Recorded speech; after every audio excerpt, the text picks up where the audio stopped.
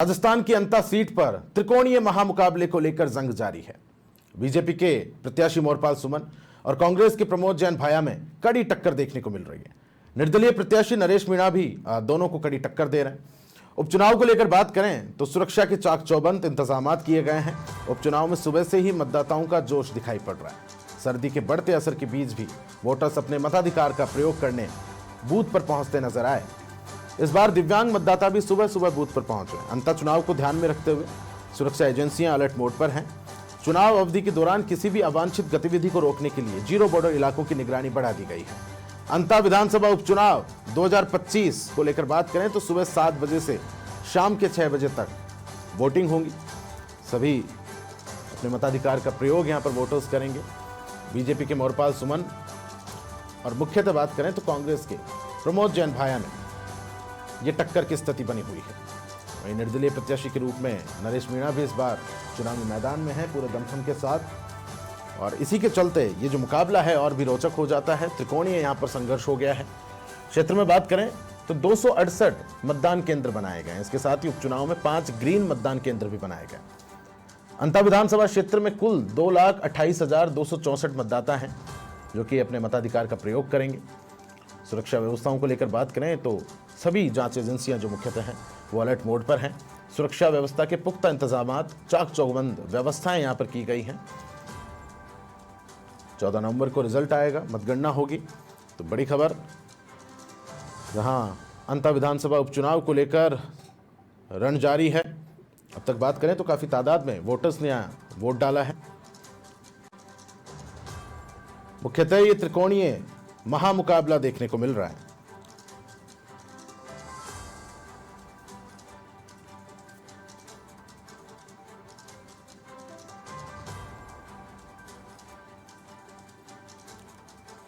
BJP के प्रत्याशी है मोरपाल सुमन, कांग्रेस के प्रमोद जैन भाया। हालांकि प्रमोद जैन भाया 2 बार अंता से ही चुन के आए हैं, तो इस बार ये कांटे की टक्कर यहां पर जताई जा रही है। और जातिगत समीकरण को अगर ध्यान रखें तो ये भी इस मुकाबले को और भी ज्यादा रोचक बना रहा है। हालांकि मेरे साथ कुछ मेहमान जुड़े हैं चर्चा के लिए, मैं आप सभी से तारुफ उनका कराऊंगा। कांग्रेस से मेरे साथ भारती कुमावत जुड़ी हुई हैं। भारती जी, बहुत स्वागत है आपका।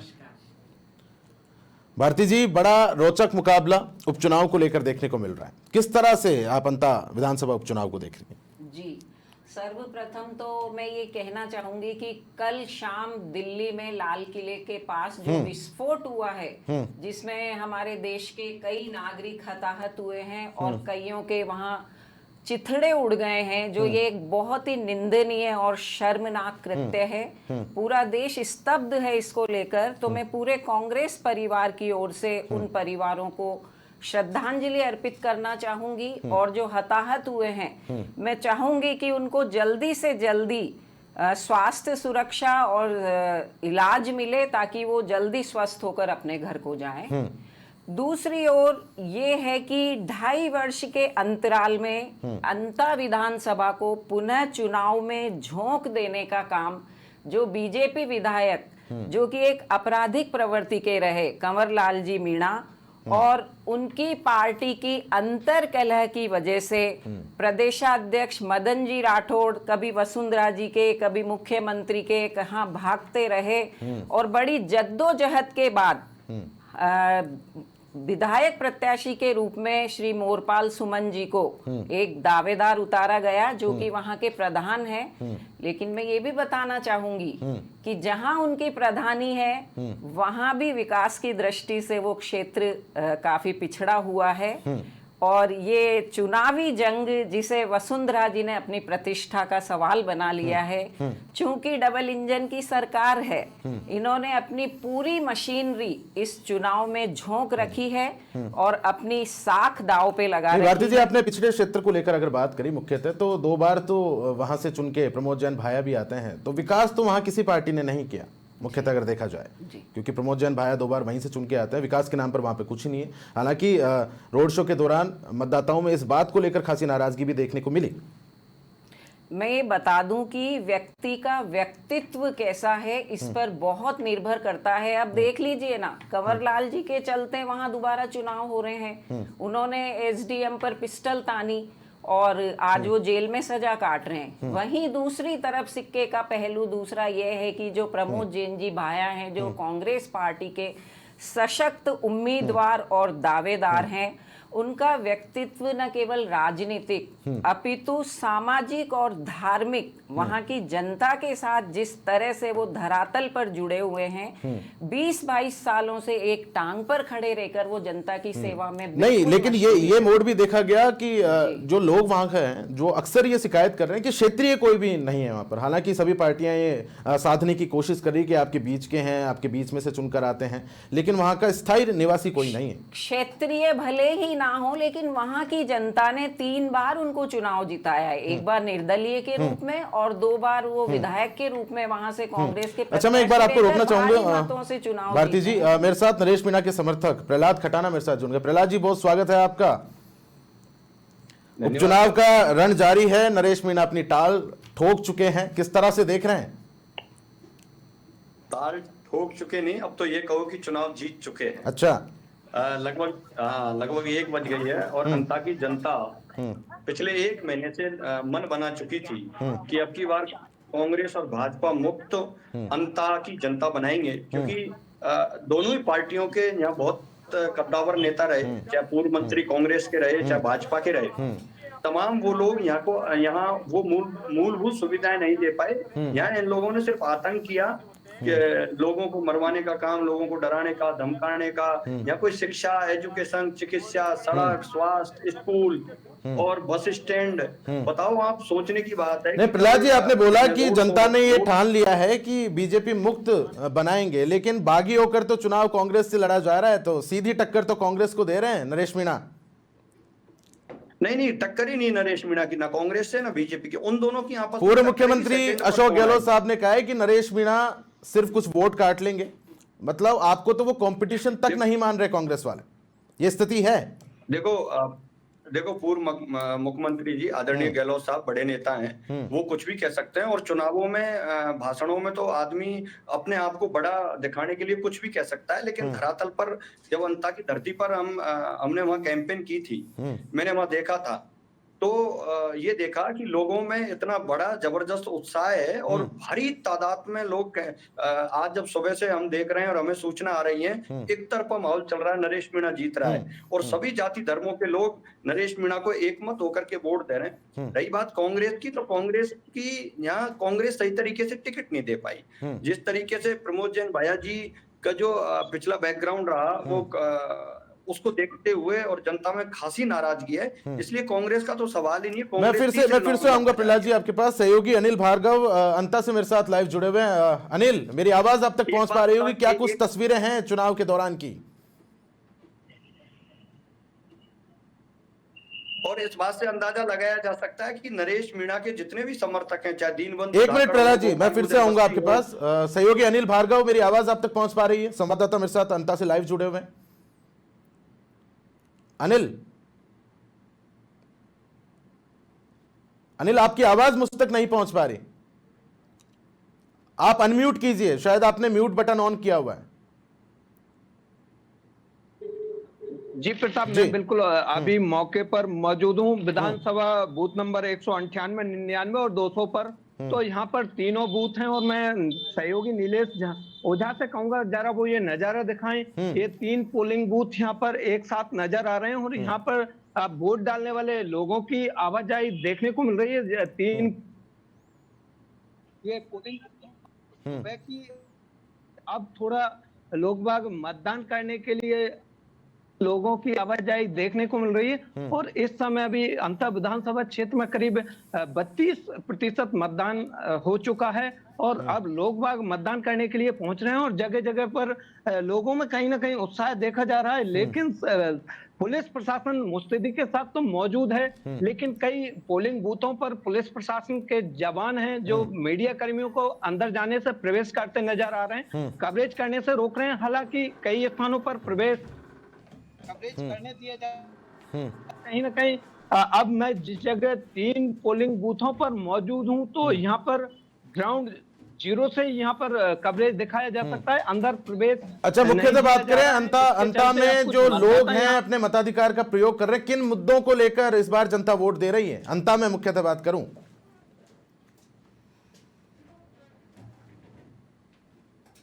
ये बात करूंगा। आंटी जी, आपका क्या नाम? लाड भाई अभी आपने किन मुद्दों को लेकर वोट किया है? काय न समझू भाई ते वो अच्छा, हाँ चलो कुछ और मतदाता हैं, महिला मतदाता। अम्मा जी, आपका क्या नाम है?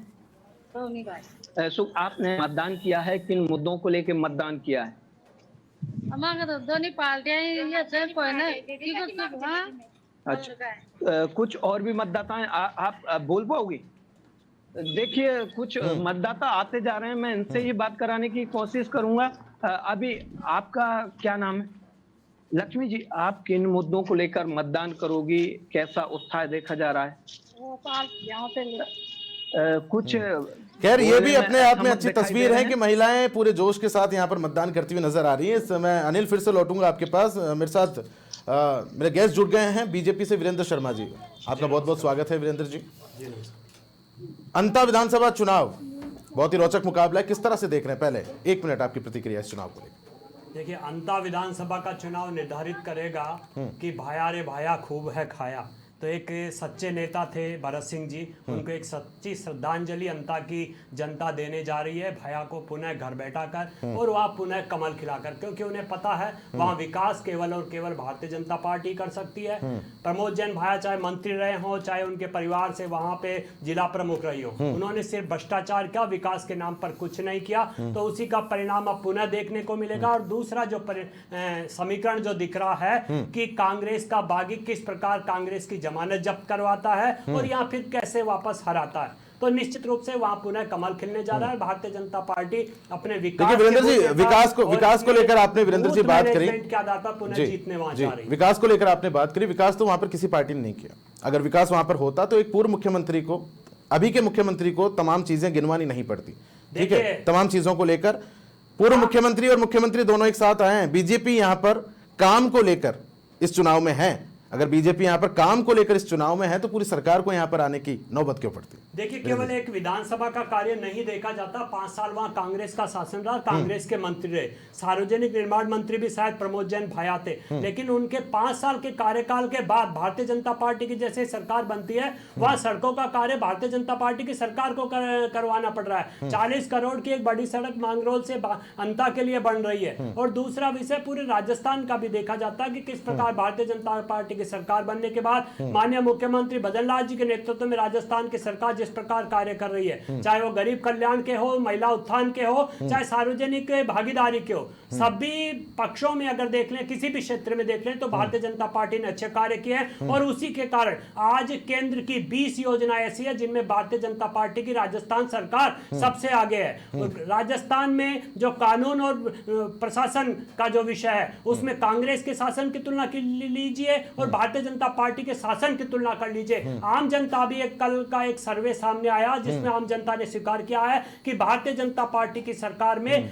राजस्थान में सुशासन स्थापित हुआ है। दूसरा विषय आता है, देखिए वीरेंद्र जी, आम जनता में वीरेंद्र जी एक मिनट, वीरेंद्र जी बिल्कुल वीरेंद्र जी, आम जनता में नाराजगी तो ये देखी गई है, इसमें कोई छुपाने वाली बात नहीं है। गणेशपुरा एक गांव है, वहां के लोगों ने मतदान करने से मना कर दिया कि साहब शमशान तक की जो मूलभूत सुविधा है वो हमारे पास नहीं है, पानी भरा हुआ है वहां पर, अंतिम संस्कार नहीं कर पा रहे। तो सुविधाओं के नाम पर तो ये स्थिति है। जिन्होंने इतने साल तक शासन किया, उनके परिवार से जिला प्रमुख रही, वो वहां पे छोटे छोटे कार्य नहीं करवा सके। भारतीय जनता पार्टी के जो विधायक थे, मानिए जिनके कारण ये उपचुनाव हो रहा है, उन्होंने 2 साल में कितने कार्य करवाए आप गिन लीजिए। वो तो एक षड्यंत्र कांग्रेस ने जो रचा। और यही नहीं, आप देखिए, इनके स्वयं के नेता थे भरत सिंह जी, किसके नेता थे? कांग्रेस के नेता थे। उन्होंने क्या कहा था? उन्होंने खून के पत्र भी मुख्यमंत्री को लिखे कि इस प्रकार के भ्रष्टाचारी को आपने मंत्री बना रखा है। और ये इसी प्रकार का विषय उनके जिला प्रमुख जो प्रमोद जैन जी के। अच्छा, नरेश मीणा समर्थक मेरे साथ प्रहलाद खटाना जी बने हुए हैं। प्रहलाद जी, इस बार नरेश मीणा लंबी चौड़ी फहरिस्त लेकर मुद्दों की चुनावी मैदान में है। मुख्यतः क्या कुछ मुद्दों को लेकर नरेश मीणा इस बार मैदान में उतरे?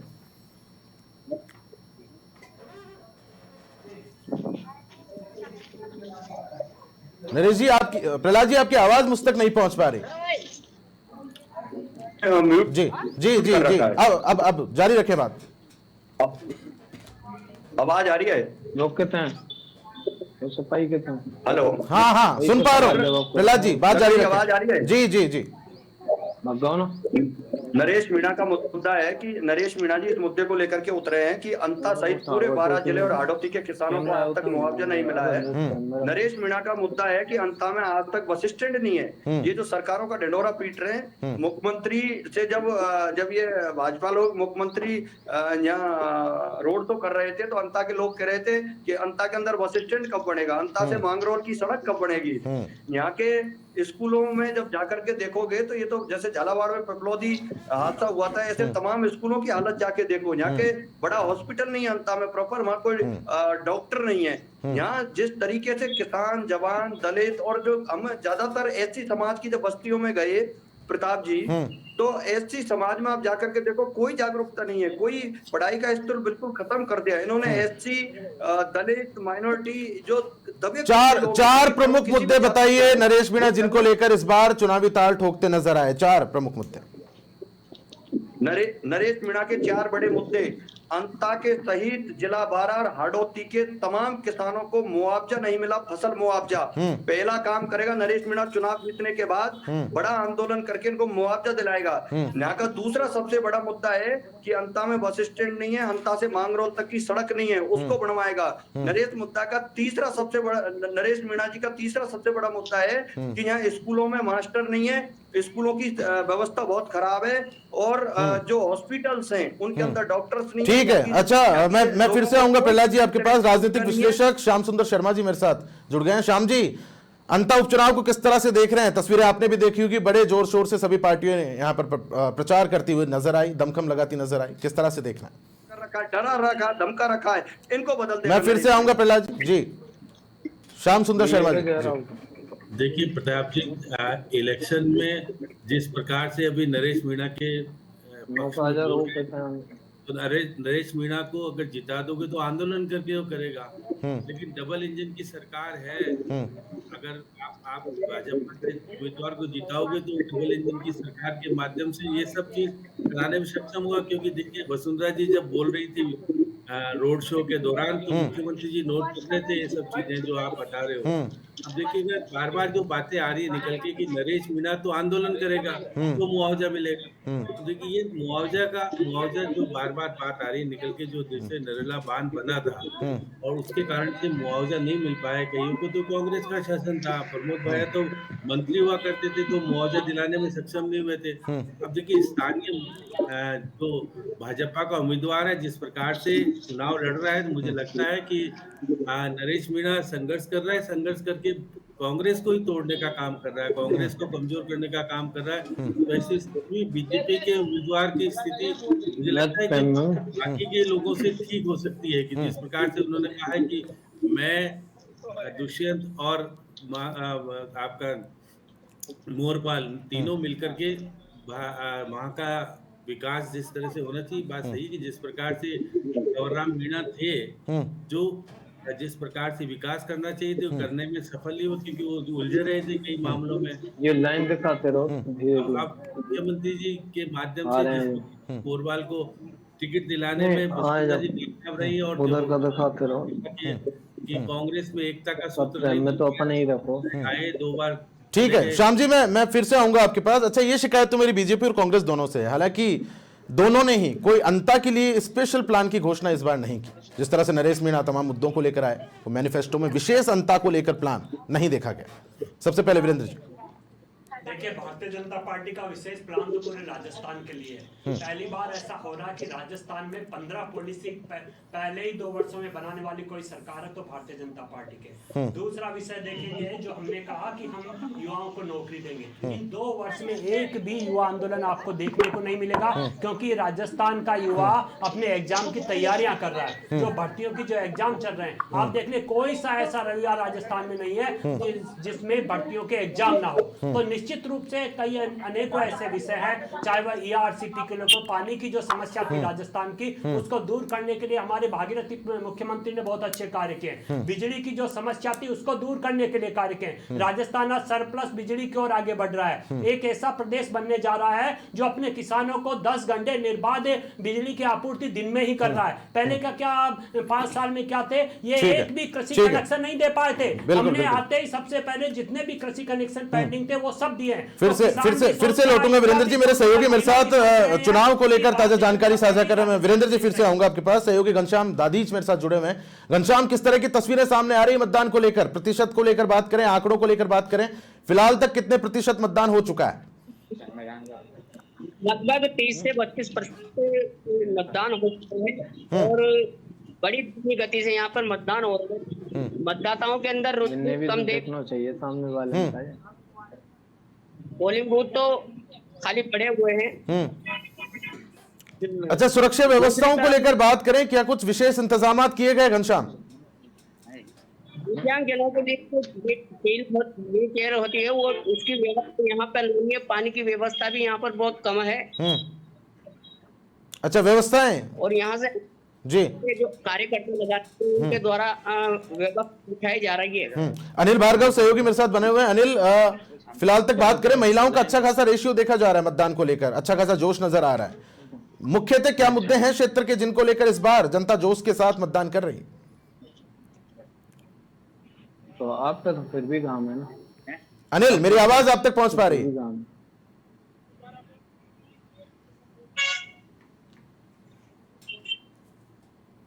चलिए ठीक है, मैं फिर से रुक करूंगा। कांग्रेस से मेरे साथ भारती कुमाऊं जी बनी हुई हैं। भारती जी, इस बार जैसे बीजेपी तो अपने कामों को लेकर इस बार चुनावी मैदान में है, कांग्रेस किन मुद्दों को लेकर काबिज होना चाह रही है स्पष्ट रूप से?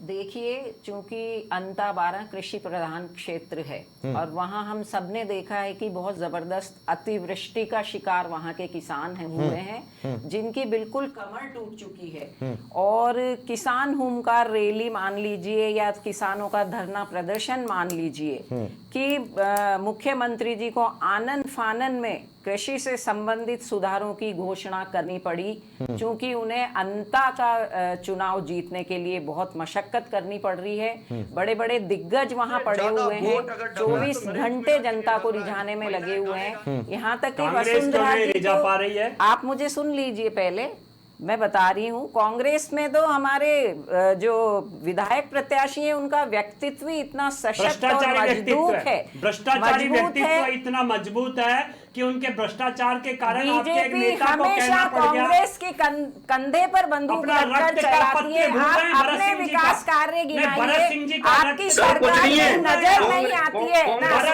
एक एक करके बात कर लेते हैं, एक एक करके बात। अस्पताल में नजर आती है, एक बार वीरेंद्र जी आप बोलिए। अस्पताल में, सड़क दुर्घटनाओं में नजर नहीं आती है, शिक्षा के मंदिरों में नजर। प्रहलाद जी, मैं फिर से जुड़ूंगा। प्रहलाद जी, एक बार जी, हादसे हो रहे हैं। और मैं तो इतना भी कहना चाहूंगी कि कल देखिए, ठीक है, सारी बातें ठीक है भारती जी। देखिए, इतना तो है, नरेश मीणा आपके लिए सिरदर्द तो बने हुए हैं, इनसे बचने के लिए इस बार क्या खास रणनीति यहाँ पर इस्तेमाल की है कांग्रेस ने?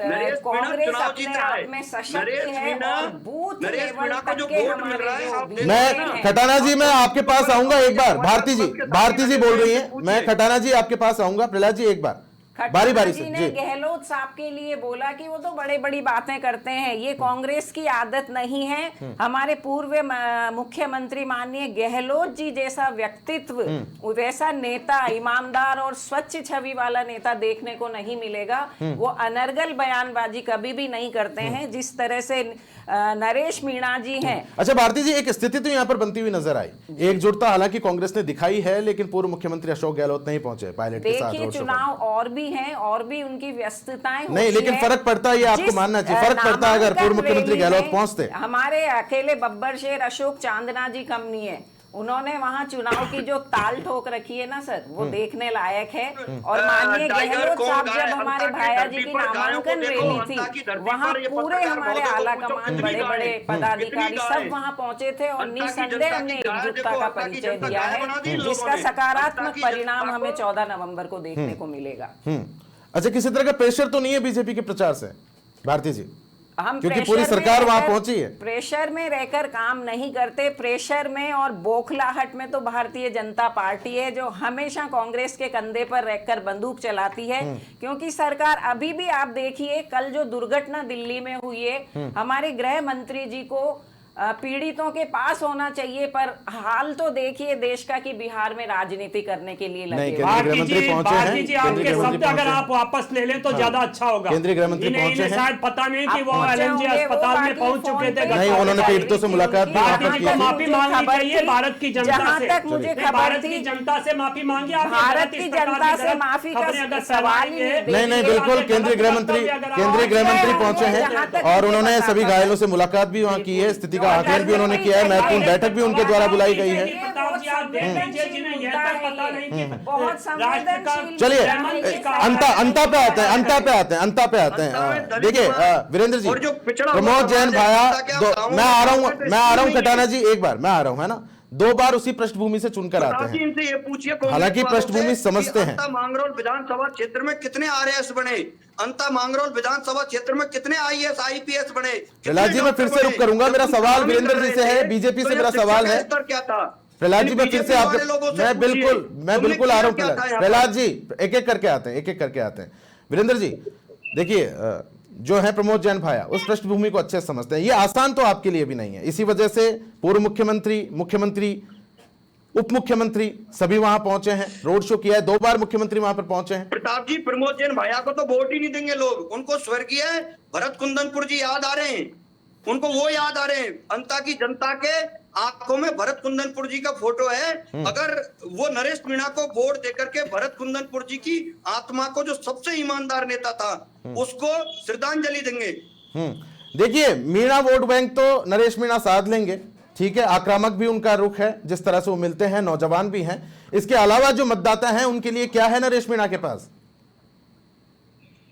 नरेश मीणा के पास जो किसी समाज का वोट नहीं, आप किसी एक जाति से मत जोड़िए नरेश मीणा को। नरेश मीणा के साथ वो लोग हैं, वो किसान कौम है जिनको आज तक मुआवजा नहीं मिला। नरेश मीणा के साथ वो हैं जो प्रमोद जैन भाया के राज में थानों में ले जाकर के और जिनको पीटा जा रहा था बेवजह। अगर कोई प्रमोद जैन भाया से सवाल पूछ ले तो पीटा जा रहा था। भाभी जी भी जाती थी पीछे से थाने में जाकर के, मारती थी लोगों को। प्रमोद जैन भाया से परेशान हो गए लोग, कितने मर्डर हो गए। यहाँ घर के आगे मर्डर होता है प्रताप जी, जिसका आज तक खुलासा नहीं हुआ। और मैं यहाँ जब प्रचार कर रहा हूँ ना, तो मेरे जैसे आदमी को, एक जागरूक व्यक्ति को क्या नाम है, धमकी देते हैं कि तुम्हें भी मरवा दिया जाएगा। इन लोगों की जो पॉलिसी है अच्छे से अंता की जनता जान गई और इनको वोट नहीं मिलेगा। ठीक है प्रहलाद जी, मैं फिर से रुक करूंगा। प्रहलाद जी मैं फिर से आऊंगा। बीजेपी वीरेंद्र जी मेरे साथ जुड़े हुए हैं। वीरेंद्र जी देखिए, ऐसा अक्सर ये माना जाता है कि सरकार जिसकी होती है, उपचुनाव उसके फेवर में जाता है। निश्चित रूप से राजस्थान के जो उपचुनाव इन 2 वर्षों में हुए, उनका इतिहास आप देखेंगे तो भारतीय जनता पार्टी की विजय हुई है। और पहली बार ऐसा हुआ कि कांग्रेस की जमानत जब्त हुई है। चाहे पिछले उपचुनाव में देख लीजिए, देवलियारा की सीट जहां से कांग्रेस के बागी नरेश मीणा ही थे, तो नरेश मीणा का इतिहास भी देख लीजिए। वो बार बार क्यों बागी होते हैं कांग्रेस से, ये भी कांग्रेस को देखना चाहिए। और अभी साथ ही कांग्रेस की प्रवक्ता बोल रही थी कि अशोक गहलोत जी कभी भी अनर्गल बयानबाजी नहीं करते। वो क्यों भूल जाते कि उन्हीं के नेता को उन्होंने नाकारा निकम्मा कहा था? वो क्यों भूल जाते हैं कि भरत सिंह जैसा ईमानदार व्यक्ति, जिन्होंने खून का खत लिखकर मुख्यमंत्री को भेजा था कि ऐसे भ्रष्टाचारी को तुरंत हटा देना चाहिए था, आखिर ऐसी क्या मजबूरी थी कि मंत्री पद से नहीं हटा पाए? तो अब उन्हीं को वापस टिकट क्यों देना पड़ रहा है? क्योंकि इनका जो नेता है, जो राष्ट्रीय नेता, इनके गांधी परिवार, वह भी भ्रष्टाचार से गिरे हुए, इनके जो राजस्थान के नेता है वह भी भ्रष्टाचार से गिरे हुए। और ये आज भी एकजुट नहीं है। सरकार थी तब भी एकजुट नहीं थे, आज भी एकजुट नहीं है। और दूसरी तरफ आप देखिए, भारतीय जनता पार्टी ने जिस प्रकार के विकास के कार्य राजस्थान में किए, उसी के माध्यम से हम उपचुनाव में जीते। कांग्रेस को पूर्व उपचुनाव में भी हमने जमानत जब्त करवाई है। और निश्चित मानिए, अंता विधानसभा में भी हम हमारे विकास कार्यों के माध्यम से और एक ऐसे सच्चे जनसेवक के माध्यम से, जिसने 5 साल प्रधान रहकर जनता की सच्ची सेवा की है, मोरपाल सुमन जी पुनः वहां कमल खिलाने जा रहे हैं। और उसका एक ही कारण है, वह है विकास और हमारा सुदृढ़ नेतृत्व। ठीक है वीरेंद्र जी, सहयोगी मोहम्मद अनु मेरे साथ लाइव जुड़ गए हैं और चुनाव को लेकर तस्वीरें वो दिखाएंगे। अनु, मेरी आवाज आप तक पहुंच पा रही होगी? प्रहलाद जी मैं फिर से रुक करूंगा। सहयोगी अनु, मेरी आवाज आप तक पहुंच पा रही है? मोहम्मद अनु, क्या कुछ तस्वीरें चुनाव के दौरान की? चुनाव की तस्वीर फिर मैं बता दूं आपको, जहाँ साकली गांव है, साकली गांव में मतदान का बहिष्कार किया गया है। यहाँ मतदान का बहिष्कार किया गया है, तो इसको लेकर के नरेश मीणा भी यहाँ पहुंचे हैं, तो वही भाजपा से भी पहुंचे हैं। लेकिन यहाँ पर ग्रामीणों का रोष अभी भी देखने को मिल रहा है। यहाँ मतदान नहीं किया गया है, अभी तक एक भी वोट नहीं डाले गए हैं। बहिष्कार के पीछे का कारण क्या सामने आ रहा है? क्या क्या क्या मांग कर रहे हैं ग्रामीण वहां पर? कारण यह है कि यहाँ पर शमशान घाट के लिए रोड और गांव में जो रोड है, सड़कें हैं, वो बिल्कुल खुदी हुई है और कई वर्षों से ये सड़कों की मांग कर रहे हैं, लगातार मांग कर रहे हैं कि हमारे यहाँ सड़कें बनाओ। लेकिन चुनाव आते हैं और लेकिन यहाँ पर चुनाव होते हैं, लेकिन वादे पूरे नहीं किए जाते हैं। इसको लेकर ग्रामीणों में आक्रोश है। आज उन्होंने यहाँ चुनाव का बहिष्कार कर दिया। हम नहीं, वोट नहीं डाले जाएंगे। वहीं यहाँ पर अभी तक जिला प्रशासन के अधिकारी भी नहीं पहुंचे हैं। ग्रामीणों का कहना है कि अगर अधिकारी यहाँ पहुंच जाए तो हम उनसे बात करें, क्योंकि अधिकारी जिला कलेक्टर की मांग कर रहे हैं, भाई जिला कलेक्टर हमको लिखकर नहीं दे सकते तो हमको आश्वासन दे जाए। लेकिन यहाँ पर प्रत्याशी पहुंचे, लेकिन यहाँ अभी तक प्रशासनिक अधिकारी कोई नहीं पहुंच पाया। जी नरेश जी हमारे साथ, कुछ ही देर में हम नरेश जी से भी बात करना चाहेंगे। नरेश जी भी यहाँ पहुंचे हैं, क्योंकि मतदान का बहिष्कार एक बहुत बड़ी समस्या हो गई ग्रामीणों के लिए, क्योंकि यहाँ पर रोड सड़क। मोहम्मद अनु, मैं फिर से रोकूंगा आपको। एक बड़ी खबर इस वक्त सामने आ रही है, अंता विधानसभा उपचुनाव 2025 को लेकर ये बड़ी खबर सबसे पहले समाचार प्लस के माध्यम से। साकली गांव में मतदान का बहिष्कार कर दिया गया है। ये साकली गांव है, दोपहर 12:41 तक एक भी वोट नहीं डाला गया। मतदान का बहिष्कार यहां पर कर दिया गया। तो ये कुछ स्थितियां बनती हुई भी यहां पर नजर आ रही हैं। बड़ी खबर इस वक्त सबसे पहले अंता विधानसभा उपचुनाव को लेकर साकली गांव है, जहां पर ग्रामीणों ने मतदान का बहिष्कार कर दिया है। 1:45 बजे तक एक भी वोट नहीं डाला गया। ग्रामीण अपनी मांगों पर अड़े हुए हैं। सहयोगी अनु मेरे साथ बने हुए हैं। अनु, अभी कौन कौन वहां पर पहुंचा है ग्रामीणों से वार्ता करने के लिए, क्योंकि लिखित में आश्वासन यहां पर मांग रहे हैं ग्रामीण? मेरे साथ अभी कांग्रेस बीजेपी के लोगों से पूछो प्रताप जी कि ये क्या कर रहे थे जब जनता आज वोट का बहिष्कार कर प्रहलाद जी की आवाज डाउन करो। मैं फिर से रुक करूंगा प्रहलाद जी। हाँ अनु, पर महिलाएं भी प्रताप देखिए, महिलाएं होती है प्रताप देखिए। यहाँ नेटवर्क की समस्या इतनी हो गई है कि प्रशासन को आखिरकार नेट यहाँ कम क्यों करना पड़ा।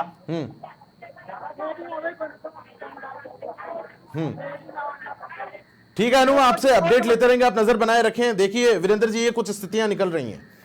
मतदान का यहां पर बहिष्कार किया जा रहा है, तो मूलभूत सुविधाओं का तो अभाव है, कहीं ना कहीं आपको मानना पड़ेगा। लेकिन देखिए प्रताप जी, लोकतंत्र का स्वरूप नहीं है कि हम मतदान का बहिष्कार करके यह करें, लेकिन वहां की जो भी विषय है वो एक बार सामने आएगा, उसी के बाद कुछ कह सकते हैं। लेकिन एक बड़ा दूसरा विषय जो अपडेट आ रही है वह यह भी है कि करीबन 20 बूथ मतदान केंद्र ऐसे हैं जहाँ पे कांग्रेस के एजेंट भी नहीं बैठ पा रहे। तो आप समझिए, जो व्यक्ति इतने वर्षों से वहां पे शासन कर रहा है वह अपने बूथ एजेंट भी वहां नहीं बिठा पा रहा, तो यानी कांग्रेस के खिलाफ आम जनता में किस प्रकार का आक्रोश है यह भी दिखलाता है। और एक बानगी तो आप साकली गांव की देख भी चुके हैं, तो निश्चित रूप से, लेकिन ये लोकतंत्र के लिए चिंता का विषय है। भारतीय जनता पार्टी वहां पूर्ण प्रयास करेगी कि वहां कैसे भी करके मतदान हो। और 2.5 साल अभी हुए नहीं है, आप प्रवक्ता है तो कांग्रेस को भी ये सोचना चाहिए कि ऐसे प्रवक्ता यहाँ पे नहीं भेजें जिन्हें यही पता नहीं कि केंद्रीय गृह मंत्री कहाँ गए। वो बात तो वीरेंद्र जी, वो बात की जो अनर्गल बयानबाजी कर रहे हैं कि गहलोत जी ने कभी अनर्गल बयानबाजी नहीं की। भैया नाकारा निकम्मा किसको कहा था? आपके ही नेता को, आपके ही मुख्यमंत्री ने कहा। और कितनी बार अनर्गल बयानबाजी, धारीवाल जी के शब्द पता है आपको? धारीवाल भरत सिंह जी का खून का पत्र का जवाब आप कब देंगे? और विकास कार्य आपने क्या कर लिया? आपको तो मंत्री थे वहां पे, सार्वजनिक निर्माण मंत्री थे, सड़क नहीं बनवा पाए। भारतीय जनता पार्टी की सरकार आने के बाद क्यों उपचुनाव? क्योंकि आपने षड्यंत्र किया कंवरलाल जी के खिलाफ। कहां बैठे? आपने कंवरलाल जी के खिलाफ षड्यंत्र किया, उनकी विधायकी रद्द करके क्यों जेल की सजा काट रहे हैं? महेश जोशी जी इसलिए जेल में। ठीक है, वो विषय नहीं है अभी। अंता चुनाव को लेकर राजनीतिक, मैं दोनों को रोकना चाहूंगा, एक एक करके मैं दोनों को रोकना चाहूंगा। राजनीतिक और विश्लेषक मैं- मेरे साथ श्याम सुंदर जी बने हुए हैं। श्याम सुंदर जी का रुख करूंगा।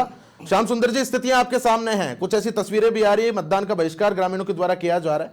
दोनों ही पार्टियों ने कुल मिलाकर मूलभूत सुविधाओं के लिए वहां पर कुछ नहीं किया। देखिए प्रताप जी, बात सही है कि जिस प्रकार का विकास वहाँ होना चाहिए था, अब जो भी देखिए पहले कांग्रेस से मंत्री रहे और प्रभावशाली मंत्री रहे तो नहीं कर पाए। कंवरराम मीणा अपने उलझन में उलझे रहे। लेकिन जिस प्रकार से देखिए वहां पर विकास, देखिए मुद्दे वहां पर जातिगत आधार है, ज्यादा मुद्दे बहुत ज्यादा हावी नहीं है। जो नरेश जी के लिए अभी कैलाश जी कह रहे थे बहुत कुछ है। नरेश जी चुनाव एक जगह लड़ते नहीं, कई जगह लड़ते हुए आए और वो संघर्ष करके दूसरे नंबर पे रह लेते हैं, तीसरे नंबर पे, दूसरे नंबर पे वहां पे है। अब देखिएगा बार बार ये बात सही है कि 40,780 मीणा जाति के हैं। पूरे मीणा जाति के लोग तो नरेश मीणा के पास जाएंगे नहीं। हाँ 60% ले जा सकते हैं, 40% फिर भी बीजेपी ले जाएगी। और अगर माली जाति के 43,400 हैं और ये कहा जाए कि राजपूत है 20,900 और धाकड़ है 22,480, जाट है 10,850 और गुजर है करीब 11,000 और मुस्लिम है 10,000 करीब और अन्य जाति के लोग हैं। तो जिस प्रकार का आंकड़ा देखा जाए तो ये कहना कि भाई अब आप बार बार कह रहे थे हम डॉक्टर नहीं है, टीचर नहीं है और बहुत सारी स्थितियां खराब है, तो नरेश को तो आंदोलन ही करना पड़ेगा, वो लगाने की स्थिति में तो रहेंगे नहीं। नेटवर्क की बहुत समस्या है। सरकार के साथ चुनाव जीतेगा। देखिए जातिगत समीकरण तो इस चुनाव को निश्चित रूप से रोचक बना रहे हैं। नरेश मीणा सबसे ज्यादा टक्कर किसको देते नजर आ रहे हैं श्याम जी? देखिए वो तो कांग्रेस को ही दिक्कत में डाले हुए हैं, क्योंकि खुद अशोक गहलोत ने कहा था आपके सामने कि भाई नरेश मीणा को तो अभी तो जवान है, वो आगे कुछ करे, लेकिन अशोक गहलोत की बात मानी नहीं। नरेश मीणा तो उतर गया निर्दलीय उम्मीदवार में और पहली बार हुआ है कि हनुमान बेनीवाल साथ आया है, संजय सिंह जो कि आप पार्टी भी इनके साथ आई है और राजेंद्र गुड़ा। देखिए राजेंद्र गुड़ा चुनाव तो नहीं जिता सकते, आपको भी पता है कि पहले वो चुनाव नहीं जीत पाए और हनुमान बेनीवाल अपनी पत्नी को चुनाव नहीं जिता पाए। तो ऐसी स्थिति में अब नरेश को कैसे चुनाव जिता पाएंगे? हाँ हंसी मजाक में जिस प्रकार की बातें हुई थी वो थोड़ा बहुत देखने को मिला था, लेकिन हाँ जातिगत आधार पर बेस तो बीजेपी के कैंडिडेट का मजबूत हो जाता है, क्योंकि वसुंधरा जी और फिर दुष्यंत जातिगत आधार पर जो कुछ है वो हो सकता है। अब नरेश मीणा संघर्ष जरूर कर रहा है, संघर्ष करेगा तो कांग्रेस को नुकसान ज्यादा पहुंचाएगा। ठीक है, सभी लोग मेरे साथ जुड़े हुए हैं, आप सभी का बहुत शुक्रिया। कांग्रेस से मेरे साथ भारती कुमाऊं जी जुड़ी थी, बीजेपी से वीरेंद्र शर्मा जी, प्रहलाद खटाना नरेश मीणा के समर्थक हैं और राजनीतिक विश्लेषक श्याम सुंदर शर्मा जी। तो फिलहाल यहाँ रुकेंगे एक छोटे से ब्रेक के लिए।